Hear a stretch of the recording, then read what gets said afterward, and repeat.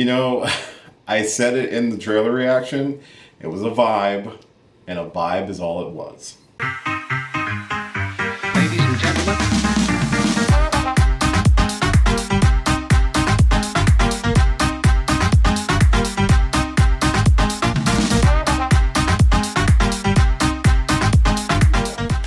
Hey, what's going on, everybody? It's your boy Will, and I'm back. It has been 1 week since you looked at me, cocked your head to the side and said I'm angry. like a good solid 2 weeks since I think my last video that I posted here on the channel.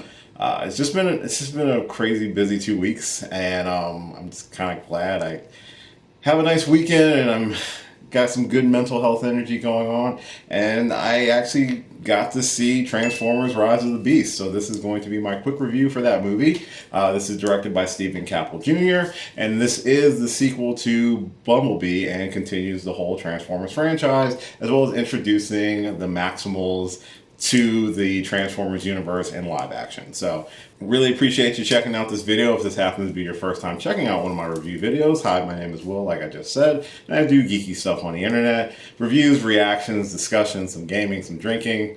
Just try to have fun, try to lighten the air, keep the mood happy and peaceful when possible, but also exposing my own anxieties and mental depressions for you on the internet.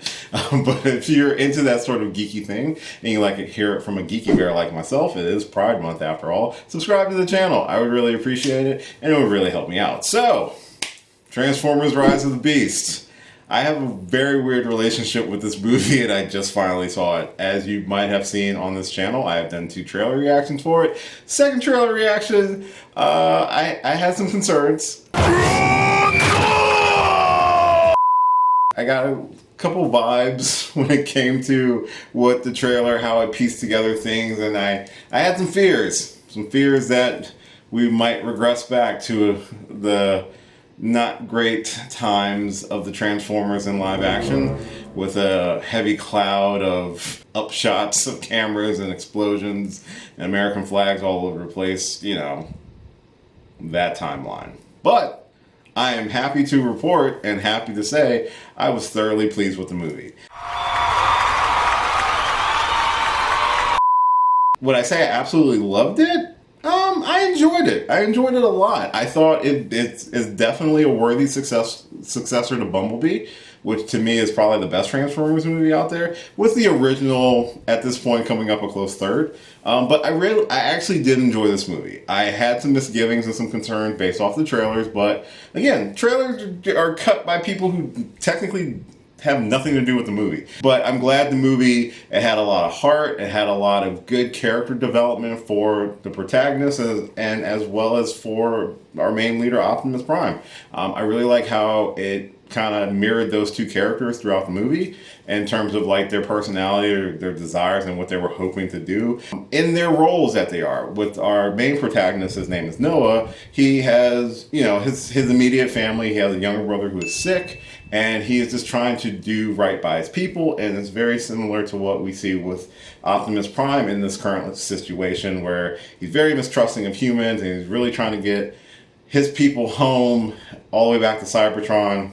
You can feel the weight of both of these characters throughout the movie, and how they have to try to take care of the people that mean the most to them in this crazy world of intergalactic robots. But yeah, the movie primarily focuses on the Autobots having to team up with the Maximals, who are technically the descendants of the Autobots. They are from the future, but wibbly wobbly, timey-wimey stuff. They end up on an Earth in prehistoric times and have to remain hidden, and while protecting like a quantum key, I forget the name of it, but it's basically a device that allows you to open up portals throughout the galaxy. And the Terrorcons, it's not really Decepticons or Predacons, and that's the Terrorcons, who are servants of God,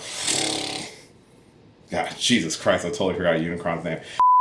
The Terrorcons are not Decepticons or Predacons. They are just the unwitting servants of Unicron, who is basically the Transformers version of Galactus. He goes around eating planets and stuff like that, and he needs them to locate this key on Earth in order to bring Unicron to Earth in order to devour it. That's basically the premise of the movie. So it does take place in 1994, which I believe tracks with when Bumblebee took place in mid to late 80s. So there are loose connections between this movie and Bumblebee. We get some references, not only from Bumblebee, but from the timeline of when the events take place. Very brief connections, nothing major. This is kind of really more so a standalone, not really a continuation of the Bumblebee story, but it's just more so their own kind of the beginnings of this new iteration of the Transformers franchise away from what we got with Michael Bay. I did enjoy the movie. I did. Some of my misgivings were primarily with the sort of size discrepancies with the Maximals, because if you ever watched the TV show, they were normal sized animals, and if these Maximals are supposed to be hidden throughout history, you would think somebody would notice a giant gorilla that's the size of a semi and a cheetah that's the size of a Corvette. However, I do appreciate the movie took strides to explain that, and also to explain how they were hidden, with the Maximals teaming up with humans in order to keep their secret and keep them hidden, which is interesting how the descendants are informing their predecessors, primarily Optimus in the movie, about learning to work together not only with your own people but with human beings as well, to foster a true peace throughout the galaxy. So I found that element and inclusion of the Maximals in this movie good. I enjoyed that. I enjoyed that sort of reasoning while they are in this movie per se. The action's actually really good. It's not like your typical pre-Transformer action where you couldn't tell what the f*** was going on. It was shot really well. I think Stephen Campbell Jr. did a great job as directing, keeping the humor, but also instilling a little bit of heart and a little bit of the familial aspects into the movie, into the characters, making them a little bit more fleshed out besides just generic humans who are just along for the ride for some reason. Both Noah and, I want to say her name's Alicia, she's kind of like a museum assistant curator. Her inclusion in the story made sense. And Noah's main thing was he has a skill set. He's a former military officer. He's very good with electronics and things like that. They gave the characters enough to make it justifiable why they're even on this entire adventure. And a lot of the interactions and a lot of the motivations all made sense. And I think that's one reason why I actually think the movie was enjoyable, because it wasn't just metal on metal for no damn reason. Scourge is a villain. I like how they establish how powerful he is and how much of a threat he is, especially against the Autobots, which would facilitate why they need the Maximals' help in order to try to stop him. I'm happy to say I actually did like the design of the Maximals. I was a huge Beast Wars fan, like I said, growing up, so I was very nervous about how they were going to blend it really well, but on screen it looks really good. I really like Optimus Primal's design. I thought that was probably the best one. Air Razors was cool. Cheetors and Rhinox, I kind of wish they got a little bit more screen time.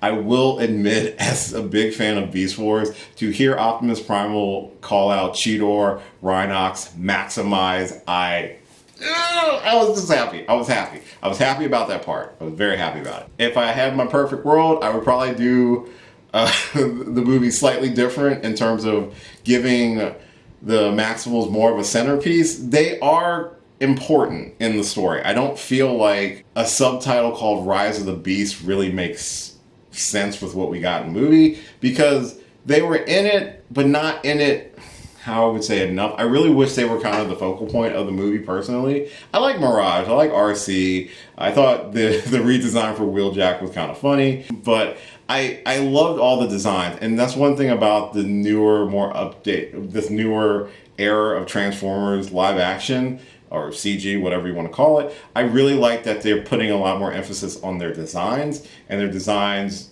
feel unique and different for each one. They feel like a transformed thing. Whereas if you remember the Dark Times, they just look super stylized and it was just kind of unappealing. But this one, I really like the emphasis and the care put into the designs of all of the characters. I felt was really well done, and that's something I really enjoyed about the movie. I do like the tease of the expanded universe. In this movie, there is a post-credit scene that teases a very interesting but kind of theorized crossover. I like if you're setting the seeds for that, but don't make that the next movie. If you're going to do a third movie, make it a third movie about just Transformers, and then do another movie for the other thing, and then eventually do like a crossover. This is Hasbro. You can put 2 and 2 together. Feel free. It was something I wasn't expecting, and I'm kind of glad I wasn't expecting it. And it's an interesting idea. We'll just have to wait to see what the execution looks like. Like I said, I kind of wish the Maximals had more of a standoff movie, because I really would prefer to see more of that. Again, Air Razor and Optimus Primal got the most sort of character development. Cheetor and Rhinox were just kind of there, but it was still cool seeing them on screen. I got over the size discrepancy once I saw their interactions with each other. I like the interactions between the Autobots and the Maximals. I like how it really has this very time travel-y feel, like your future descendants are informing your past selves to get you to the versions of them that will eventually inform them. It's just completing the entire loop, and I think that was a nice element of the movie. Overall, I think all the characters are enjoyable. I don't know if we'll see them again. It's very similar like with Haley Steinfeld's character from Bumblebee. I don't know if we'll see that character pop up in the future. It would be interesting, and they're not necessarily jumping too quickly through time. It only was like 8-year difference between the two. So you could, in theory, have them show up again in a future movie, and they'll just be slightly older and wouldn't feel weird. And it sounds like, or it feels like with this movie and with Bumblebee, that they are setting up for a bigger universe. And especially with the post-credit scene, it'll be interesting to see if we see any of these characters come back. I would enjoy seeing these characters actually come back. But yeah, I liked it. You can put your fears to rest.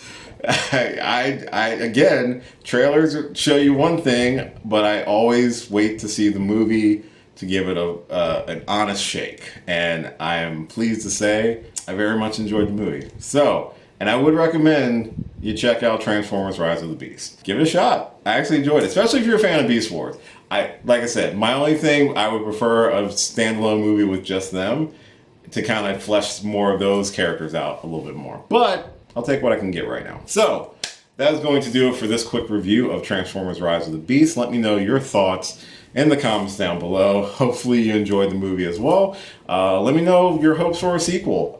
Try to keep it non-spoiler, because quick reviews, I try not to spoil too much. But, let me know your thoughts. I'd love to hear from you. And if you happen to enjoy this video and this was your first time watching, thank you so much for checking out this and all of my videos. I really do appreciate it. If you enjoyed it and you'd like to see more, got a ton of videos on the channel that you're more than welcome to check out. And if you would, subscribe. It would help me out. I'm trying to still hit 650 this year. I'm almost at the 550 mark. So need 101 more people. Come on, help me out if you would. Again, it's good to have a new video post. It's been a very crazy 2 weeks of travel and work and exhaustion and depression and some anxiety, but I'm on the good side right now and I'm bouncing myself back. You can follow me on a lot of different social media platforms listed at the end of this video. Like, share, subscribe, all that fun stuff. And as always, until next time, I will catch you later. See ya. Hey, thanks for watching this video. If you did like this video, why not give me a thumbs up and share it with your friends? You can subscribe to the channel by clicking on my gorgeous little face right over there. You can follow me on all the various social media platforms right below. And last but certainly not least, if you've got a few extra minutes, why not check out one of the lovely videos floating right over here. Later.